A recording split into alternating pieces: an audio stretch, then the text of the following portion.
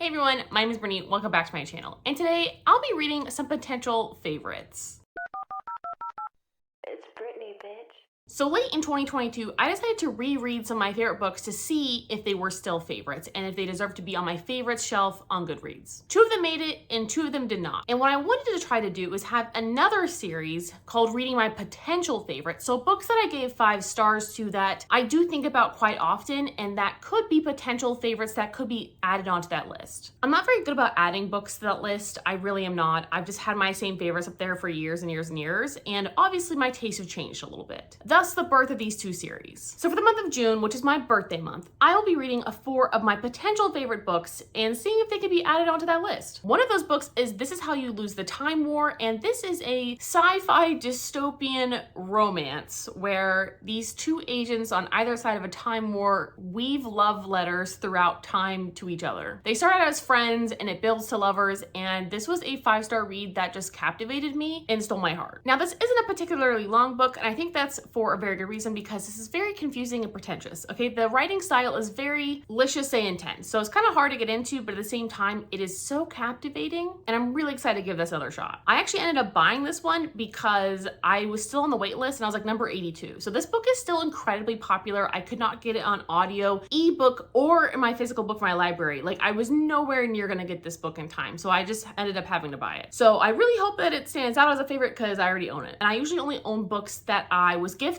or that I truly fell in love with and I have to own. Next up is Pet Sematary, and this is a really amazing horror book about grief. If you don't know what Pet Sematary is about, it's basically about people dying and being buried in a special cemetery and then come back to life, but they weren't as they were. And this is just a really powerful novel about grief, and I think that's why it's such a good horror novel, because it's truly horrifying losing people you love and not being able to do anything about it. But on top of that, like I just love the way this one is written. I feel like everything about this one is so good. I think it's one of Stephen King's best work, and I also love this cover. I put this on my book list because obviously I really loved it. I wanted to own it, and my brother bought this for me. So I do also really hope that I enjoy it again the second time around, but last time I listened to it on audio, and I do have the audiobook again, and I'm really thinking about just reading the audio version just because I really have so many books this month I'm trying to read physically, because I do love reading books physically, and I kind of found that out last month that I miss reading books physically because I don't read books physically a lot. I read a lot of audio and I read a lot of ebooks because they're just easier for me. But I really miss the feeling of holding a book and reading it. However, this book is quite long. It's almost 400 pages and it's very, very tiny type. But I'm hoping I can read it because I actually own it. So I'd prefer to read the physical version. I just don't know if I'm gonna have time, but we'll see. And then we have Vicious by V.E. Schwab. Now, this is a library book. It is well loved and weathered. I didn't love the second book in this series, but I decided I would still try to give this one another try just because I loved the first book, aka this one, so much that it's one of those books that I think about quite often.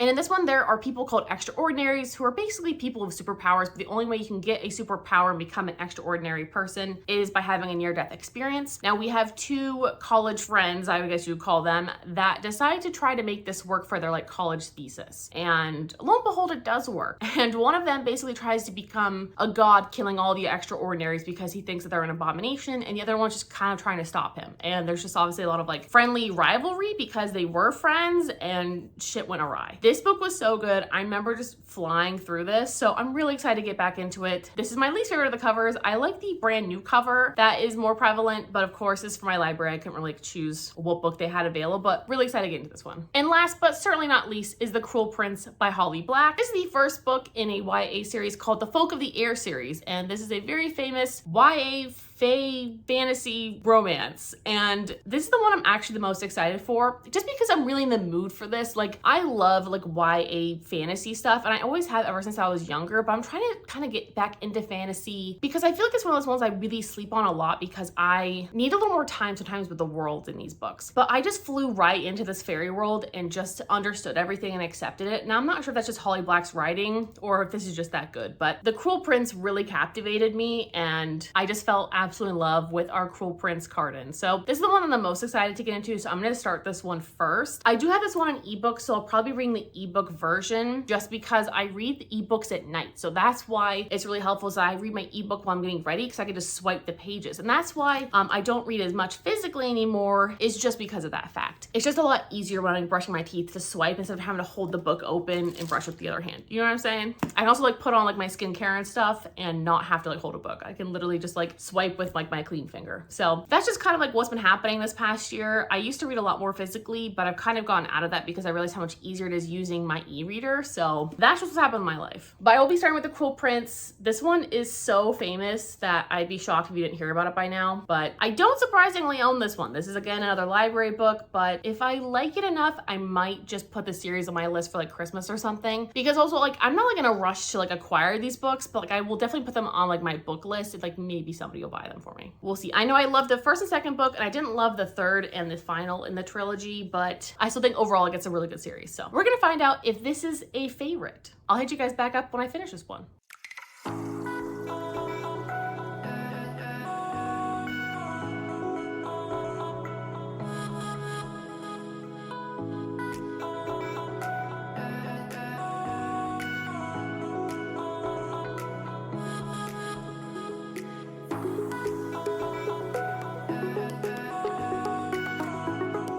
So it's been a couple of days and I finally finished The Cruel Prince, and I do think this does deserve a spot on my favorite shelf on Goodreads. It is one of those books I just kind of can't stop thinking about. I'm very involved in the world when I'm reading this. I just find it very captivating and interesting, even though like some of the magic is gone because I already know a lot of the plot twists in this and I already know what's supposed to happen because I do remember it quite well. It's still held up for me. It's still held up as a 5-star book. Now I do think it's a 4.5 star. I don't think it's perfect. Something about it isn't as captivating as the second novel, which is The Wicked King, I believe. That one I feel like is the best out of the entire series, but this one comes very, very close because obviously it's the beginning. We're getting to know these characters. It's really setting the scene. I just love watching Jude go into the Court of Shadows and be the bad bitch spy she is. I do love political espionage.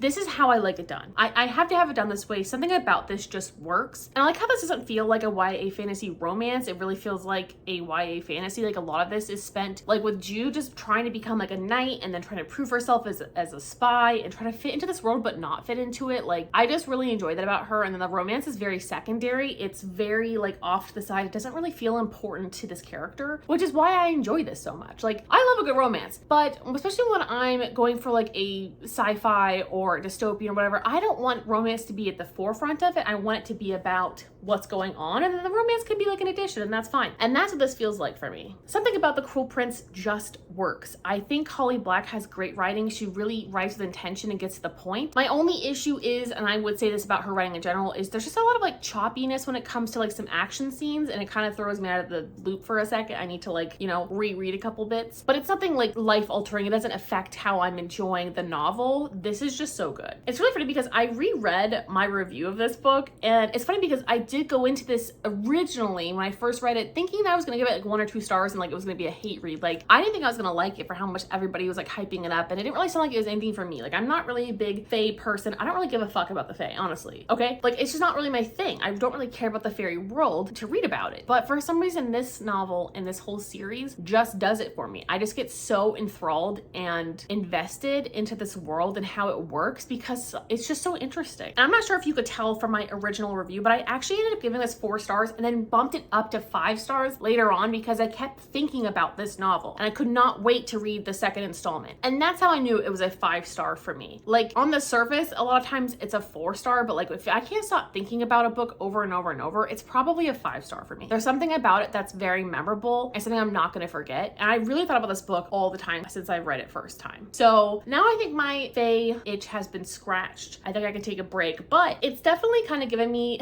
like a hankering for like a historical thing. So anyway, we did end up starting Outlander again. So I originally watched Outlander like season 1 through 3 a couple of years ago. I think it was season 1 through 3. And we just like never got into season 4 because it has a very specific vibe, Outlander. And if you're not like starting from like the beginning, I just feel like it's really hard for me to get back into Outlander. I need to like watch it and like get into the vibe because it's kind of a slow show, but something I really like about it. It's very like historical and slow and relaxing, but at the same time, like a lot of crazy shit happens. And honestly, it's a lot of times very traumatic, but something about the pacing of it just feels like slower. I don't know, but it reminds me of like this fae world. Like, you know, things are like otherworldly, like carriages, horses, how people used to do things. So we decided to start Outlander again. Sometimes I should get inspired. I feel like the Cruel Prince and Outlander have a lot of things in common, but also nothing in common. And so I don't even know why the fuck I'm mentioning it, but I'm just letting you know, like something about the old fae world really inspired me to watch Outlander again and just start from the beginning. Because I wanted to rewatch it for a while and now get to seasons like 4 and 5, which I think are on Netflix. Because I think they're filming season 7 or I don't remember. But anyway, like Netflix is still behind, but like I'm behind anyway. So catching up on season 5 is going to take us a hot minute, but it's a price I'm willing to pay. So next I think I'm going to start Vicious because I also have this one on ebook. So I'm going to go ahead and start Vicious next and go ahead and get started on that bad boy. Just because the other two I own, so like I can take more time with them. But I feel like just getting this ebook out of the way would be fantastic. I'm really excited for Vicious. I'm really excited to be back in this world of extraordinaries. So I'll let you know when I finish this bad boy and let you know my full thoughts.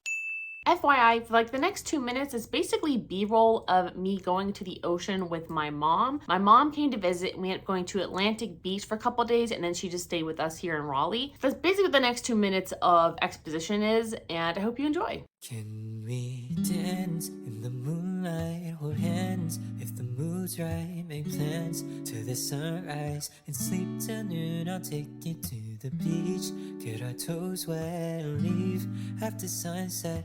And I would do it all again, cause I don't want my day to end with always running in circles, try to make up my mind.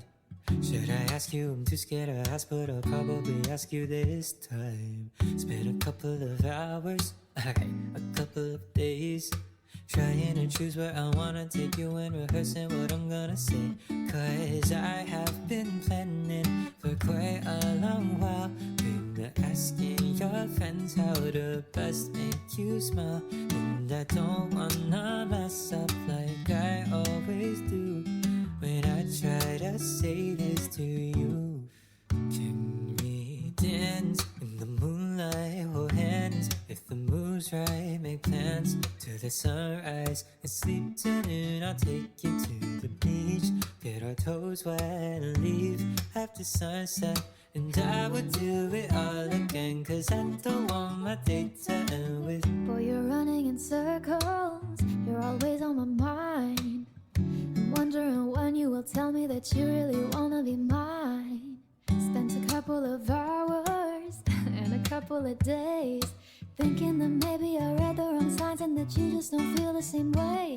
Cause I have been waiting for quite a long time and patiently giving you reasons to find the courage to say what you're wanting to do.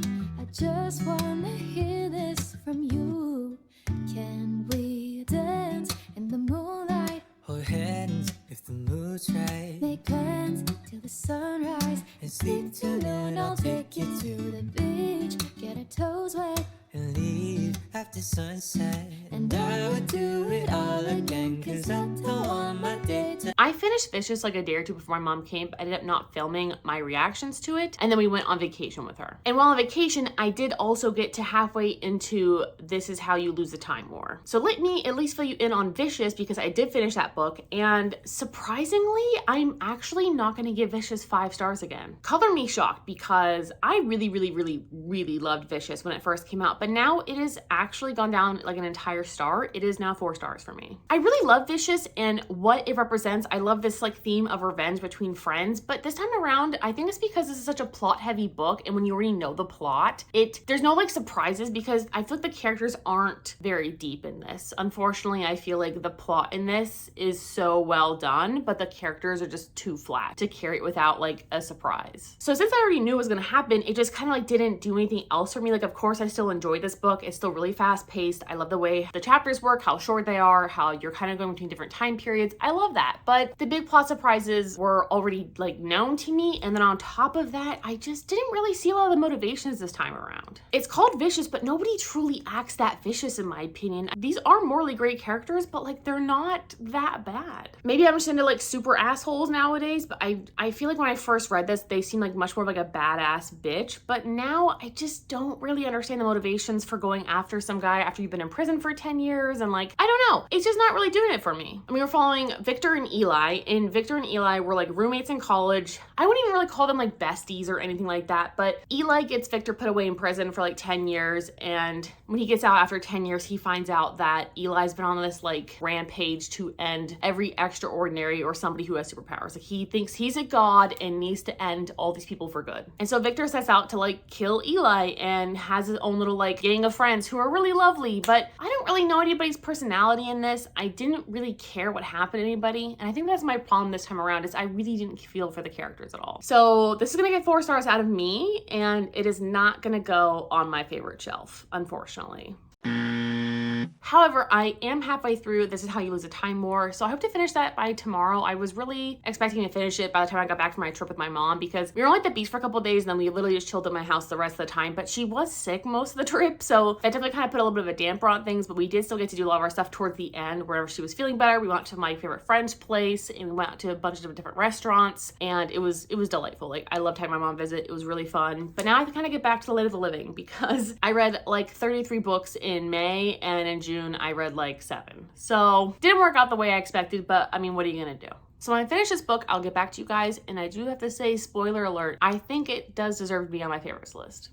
I think it does. So I'm pretty much in the exact same spot as I was yesterday, but I do swear it is a different day. I did finish This Is How You Lose a Time War, and I have to say this is still a favorite. I really, really enjoyed this. I really loved reading this. It's a pretty short book. It's only like 200 pages, but I just fall in love with this every single time. This one hit just as hard as it did the first time. I'm down so fucking bad for this relationship, and it just kind of like makes me want somebody this bad to risk my entire life for that person. You know what I mean? Like in a romantic sense. I have a lot of like platonic people and obviously like family that I would like, you know, die for. But in terms of like a romantic partner, not one of them, honey. They can be swimming with the fucking fishes. I literally could care less. But I really would like to be down bad for somebody like this. I really love their relationship, and I really hope they make this into like a TV show or something one day. I feel like this would make a really, really incredible movie, at least like a long movie. I'm not sure if a TV show would work, but I just love this so much. This may be a little intellectual for some of you, but the intellectuals get it. Like, this book just has something about it that's so unique and interesting. I've just never read anything like this, and I just really love it, honestly. And I usually don't like shit that is super pretentious, but for some reason this just kind of works. You know, I just realized I don't think I've actually described this book to you. Maybe I have, maybe I have not. But either way, this is basically a love story between 2 different time agents. So there's Red and Blue, and they're opposite sides of a time war, and they're basically trying to change time. Like, Red works for one side, Blue works for the other side, and they're both working against each other to change time in different ways. And it's just a really interesting way to look at it. And they basically fall in love through letters over time, and they leave each other letters. And at first it starts off as like a rivalry, and then just like grows to love. I think I'm just a sucker for love letters, and I always have been. Something about a love letter is just so vulnerable and open, and it just kind of like rips my heart out in the best way. And I think that's just why this works for me, because if this was not done through letters, I don't know if I'd care as much, I have to say. So I think that's definitely a testament to this book. It's still a 5-star, and it's actually gonna go in the favorites box, and it deserves to be there. It really does.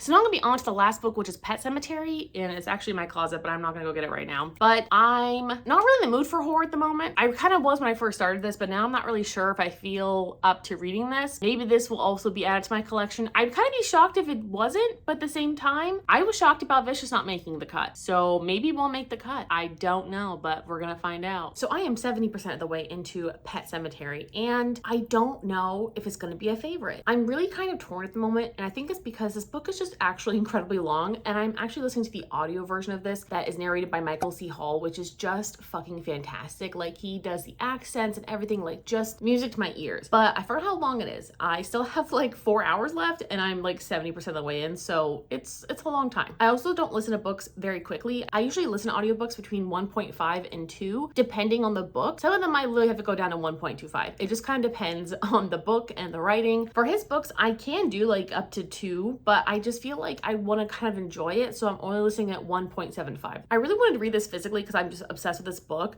but it's just easier to read this during work hours because I've just been really busy at work, and it is like a perfect background audiobook that I actually pay attention to, so it's just kind of worked out that way. But I'm not sure if it's gonna be my favorites list. Like, I'm not sure if it's just because I'm not really in the mood right now, even though it's still a fantastic book and I can't see me giving it less than 5 stars. Like, it's just, there's nothing about it I would really change. I just don't know if I'm like in the mood for it at the moment or what. But every single time that I read this, I just like really want to watch the movie. And I think it's because the movie's only like an hour and a half, 2 hours, whatever. And reading this obviously is taking a lot longer than that. Like, I really like the story, but like King definitely overwrites a little bit in all of his novels. And this is one of those ones I could like really tell. Not like in a bad way. It's just like, he's almost like dragging out the grief, which like I appreciate, but at the same time, like, dude, I have 4 hours left. Can we get to the point? Anyway, hopefully I will give you guys a full update on this in just a couple of days. I hope to finish this week and close out this reading vlog. And I'll kind of tell you more about this book if you haven't already like read it or know what this book is about. Because I'm sure if you don't know, you're kind of lost, but just look at that cover. I've thus decided that Pet Sematary belongs on my favorites list. It is by far my favorite horror novel, and there's just something about it. There's something about the grief. There's something about the horror. There's something about the traumatizing moments in this that just, they stick with you. Like, I will never forget them. And it's not just because I really love the movie. Like, it's so good.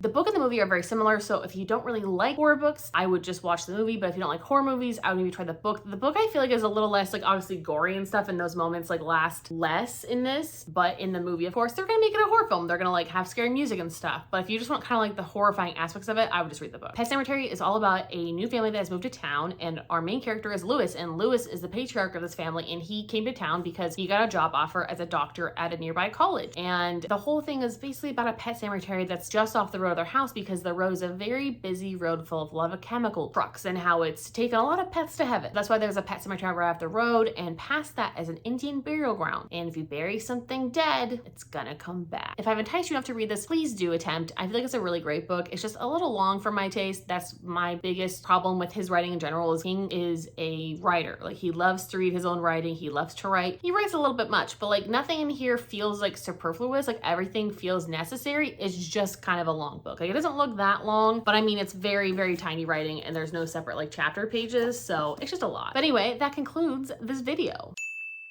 So 3 out of 4 is not that bad. Honestly, 3 out of 4 books I thought would be favorites is a pretty good turnout. So I will add these books to my favorites list, and hopefully they'll stay there. Now, my taste may change. I may eventually just take them off because I just one day feel like it. But I think that these videos are helping me kind of determine that, and just kind of like rethinking what I think of as favorites and what actually I enjoy. So anyway, thank you guys so much for watching. I'll talk to you guys all very, very soon. Please let me know your favorites down below, and have a lovely day.